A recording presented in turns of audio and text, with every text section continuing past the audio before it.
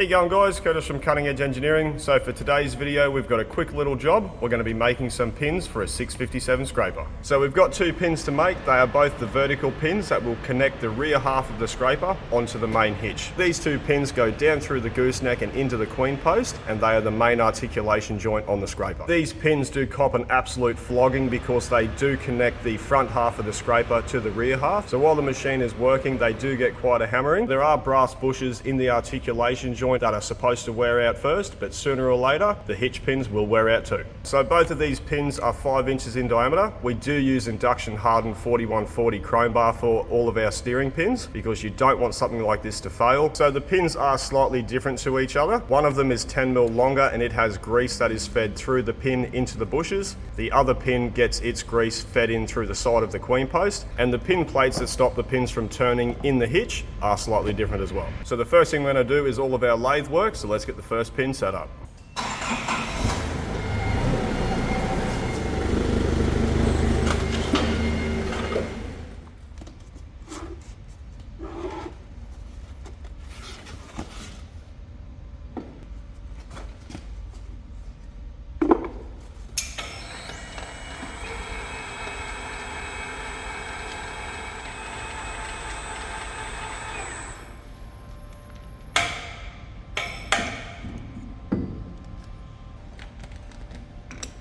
So these pins are not for a space shuttle, so the tolerance like run out is not really going to be an issue, but I am going to throw a dial on it anyway, just so it spins nice and true.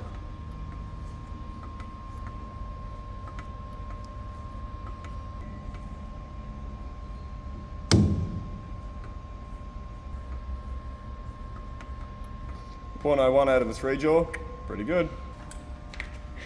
So that took about 15 seconds to actually set it up and tighten everything off.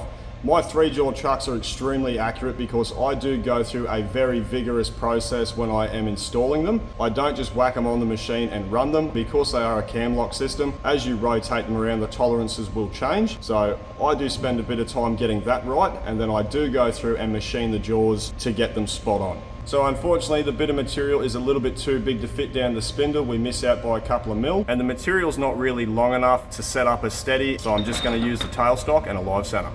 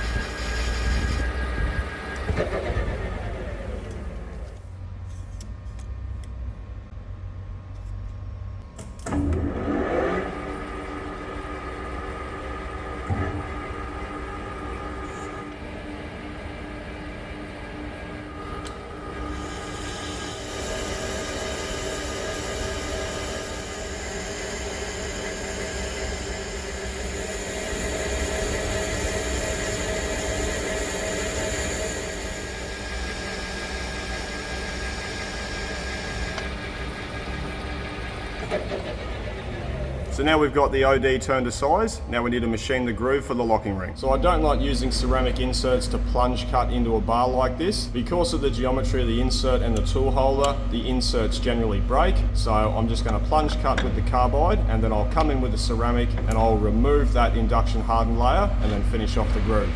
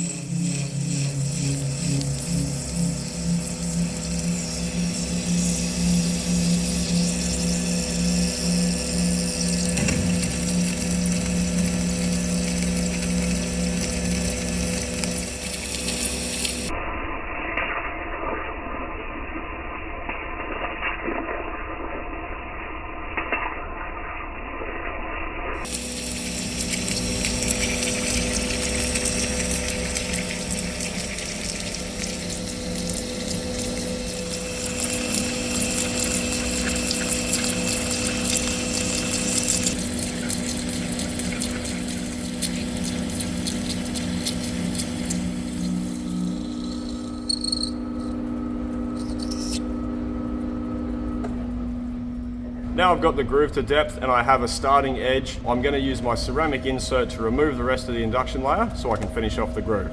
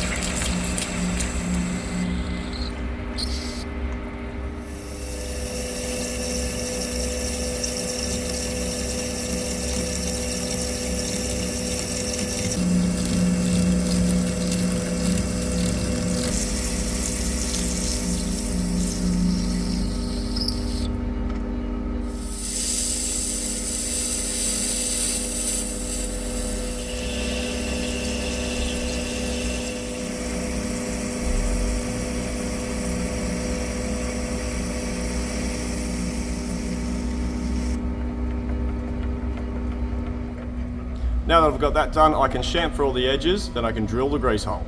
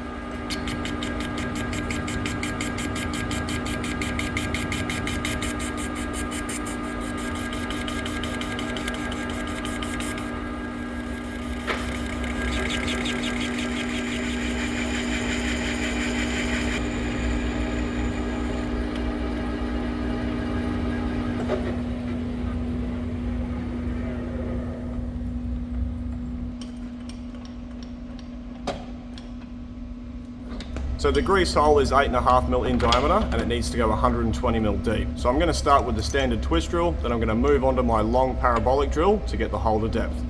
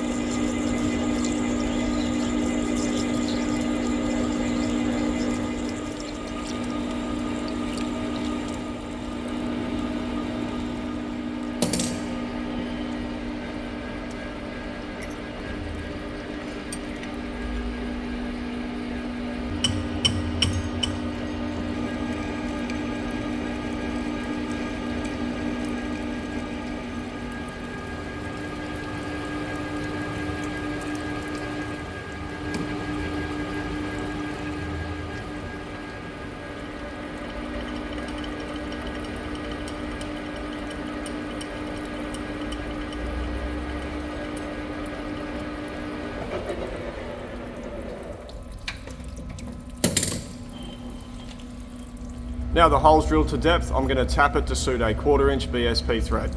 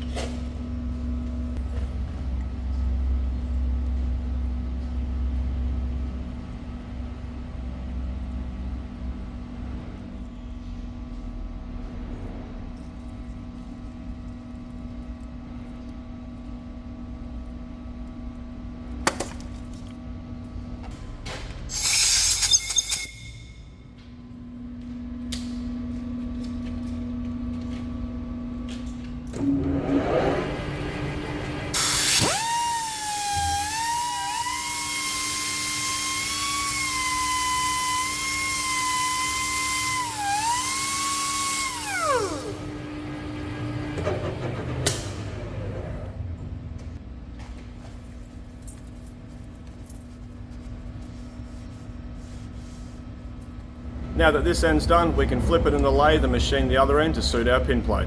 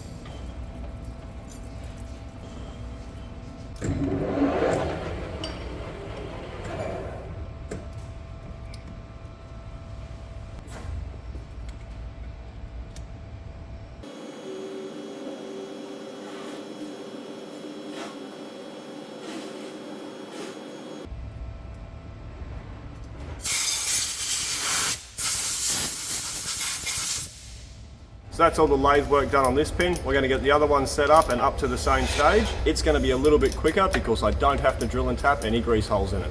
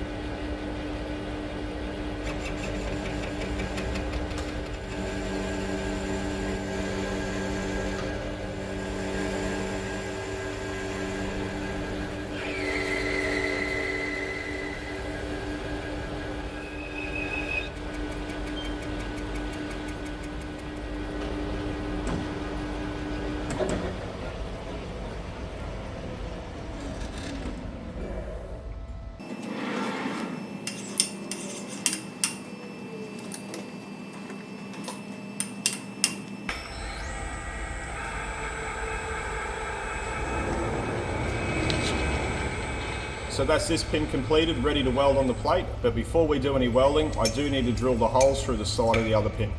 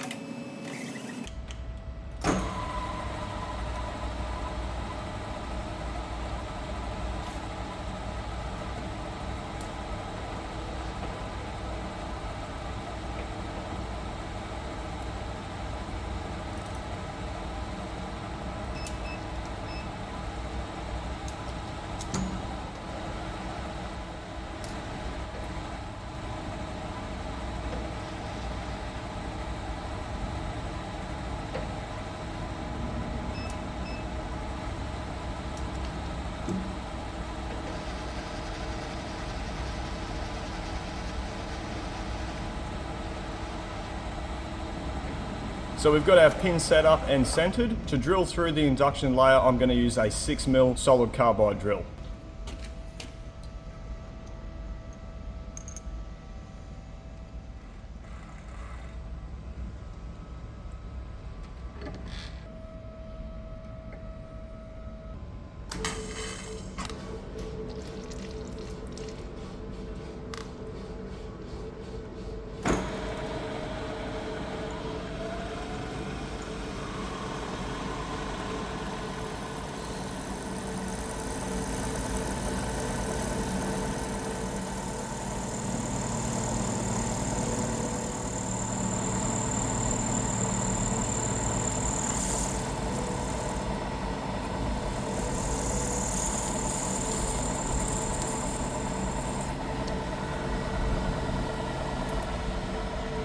Now that I'm through the induction layer, I'm going to change out to a standard high-speed steel drill. That's going to give me the length I need to reach down to the hole I drilled in the lathe.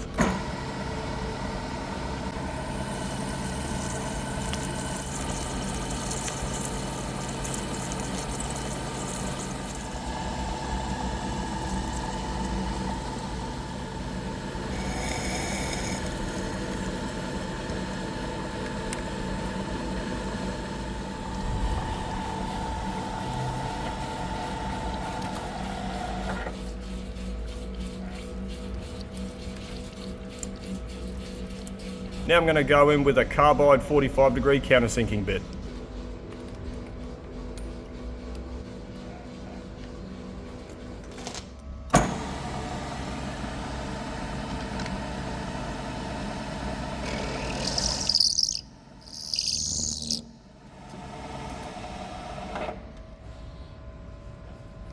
Now that hole's done, I'm going to move the pin across 285mm and repeat the same process.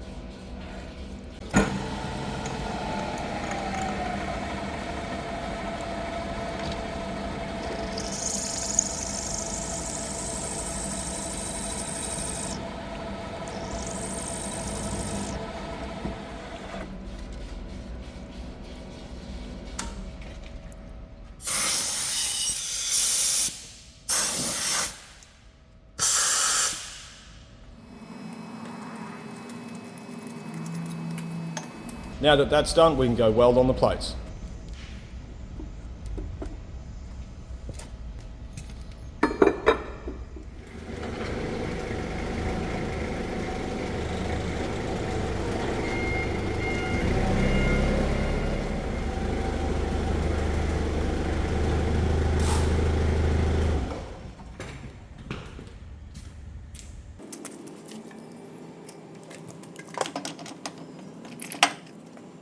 So the plates we're going to be using, they are 20 mil thick and they are a 350 grade. So we simply make up a drawing and send the template to our supplier and they will cut them to our spec. So I have seen a few comments, why don't we have our own profile bench or an oxy bench for doing all of our plate work? The reason for that is they do take up a lot of space in a workshop, and the cost of material for a small business to carry like ours is quite high. We do use a big range of plate, anything from 6 mil out to 75 mil. And we also do use quite a large range of tensile of plate, so anything from a 350 grade all the way out to a hard ox. So that would be a massive cost for us to hold. It's just not worthwhile us doing it when our plate supply is only a stone's throw up the road and they cut everything to whatever size I want. I don't end up with any wasted material, and that way we're only having to pay for the material that we need. So the wire we're going to be using to attach the pin plates onto the pin, it is ER70S6, so it's a pretty standard sort of MIG wire. I will have to preheat the pin because it is 4140. And I am going to do 3 runs around that to keep the pin plate and the pin together.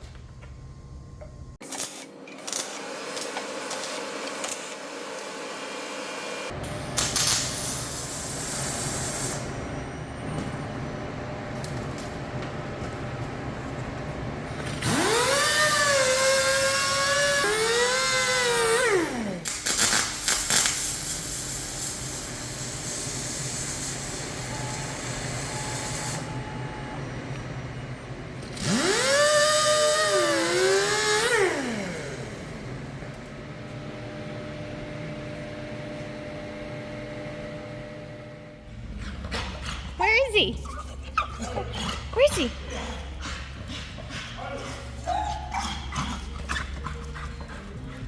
Go find him.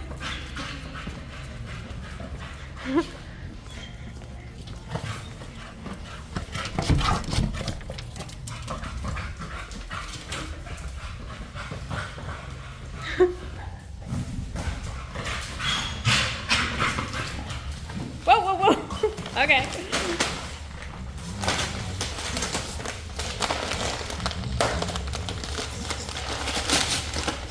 Whoa, hang on a minute. Ay, ay, ay, ay, ay, ay.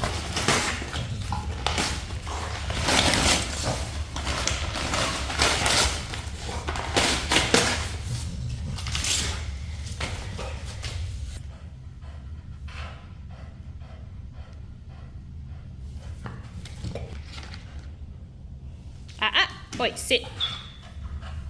Spin around. Oh, good boy.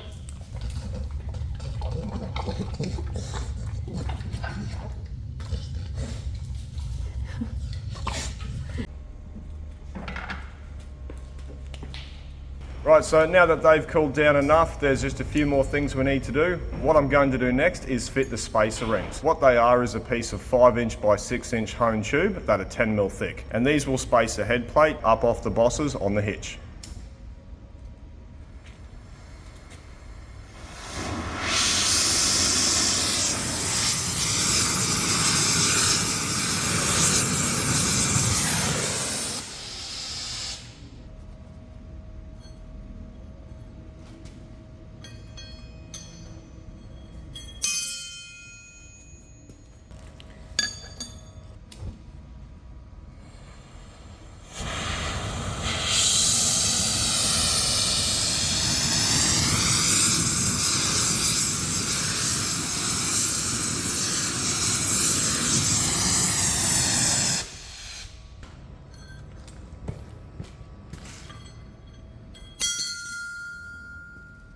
So we got those spacer rings on, they have cooled down and shrunk onto the pin. Now what I need to do is stamp in the part numbers. So to mark the part numbers, we are doing it manually. I used to use individual stamps in order to mark every single pin. That is extremely time consuming, especially when dozers and scrapers have 20+ pins in them and they all have different numbers. So as you can see, doing them individually, it is quite messy because they aren't straight, they aren't evenly spaced apart. That is a very time consuming way of doing it. So we did progress a little bit and now we have a block where we can put the stamps into it and then hit it once and put the whole part number in there. Using the block stamp, it does make it a lot faster and a lot neater. But then I have to go and change all those stamps out to the next pin number and do it again. So we do have our tooling supplier looking into a process where we can make this about 10 times faster. But today, we're just gonna do it the old-fashioned way.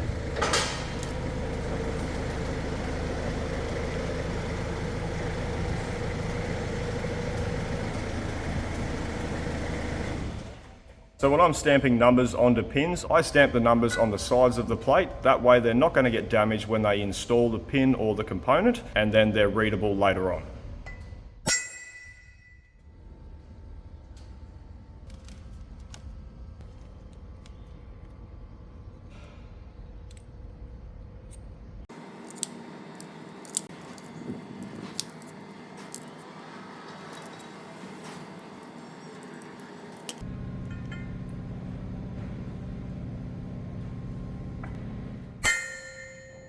So there is one more thing I need to do. I need to put a coat of paint on them.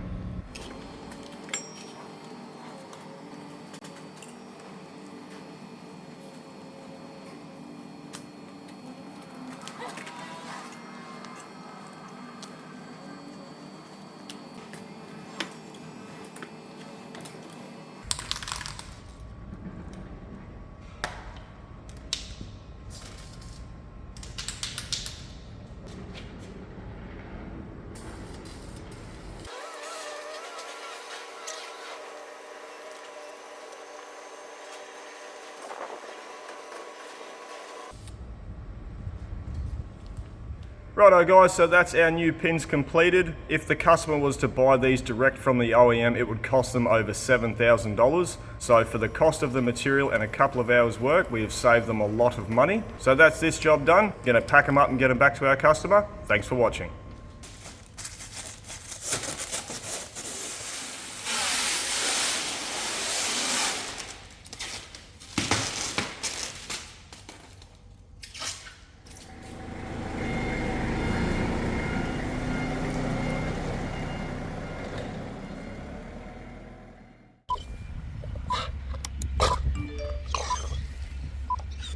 Are you ready? One take, Curtis. Here we go. So that's this pin completed, ready to weld on the, oh fuck. So that's this pin completed. Oh fuck, what was after that? And the material's not really, Jesus, what is happening? more coffee. Do you know what is going to come out your mouth? Not really. Oh fuck. Oh fuck, hang on. Fuck. No, yeah. Now that I'm through the induction layer, I'm gonna change to a standard, oh fuck me. Just use your words, but right words this time. Right. Ready? Yep. How do I start? 5's upside down. Are you serious? Yep. That's why we need to find a better option, because That's- it relies on the person installing the thing. See, the stupid thing is, they actually have the little notches in them, so you put them up the right Oh way. my god, so you just didn't look at it. Yep. Wait, something else ain't right. 1, 2, two's something. backwards. Is that fixed now? That's, yeah, well, I haven't stamped it yet. Better stamp it now. They're all up the right way, too.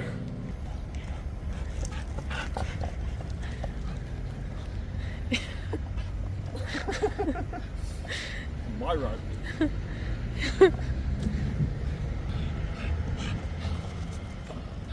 Yes.